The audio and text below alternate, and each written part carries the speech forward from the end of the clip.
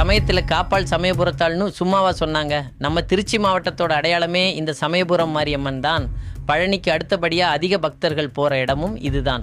ஆனால் இன்னைக்கு நான் சொல்ல போகிற விஷயம் ரொம்பவே ஸ்பெஷல். பொதுவாக நாம தான் கடவுள்கிட்ட வேண்டுதல் வச்சு விரதம் இருப்போம். ஆனால் உலக மக்களோட நன்மைக்காக அந்த அம்மனே விரதம் இருக்காங்கன்னு சொன்னால் உங்களால் நம்ப முடியுதா? ஆமாங்க, அதுதான் பச்சை பட்டினி விரதம். ஒவ்வொரு வருஷமும் மாசி மாதம் கடைசி ஞாயிற்றுக்கிழமை ஆரம்பித்து மொத்தம் 28 நாளைக்கு அம்மன் இந்த விரதத்தை மேற்கொள்கிறாங்களாம்.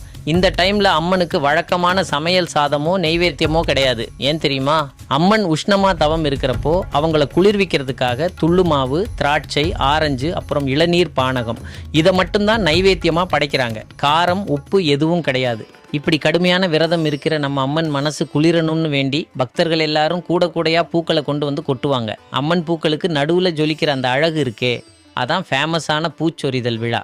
இந்த கோவிலில் இன்னொரு அதிசயம் என்ன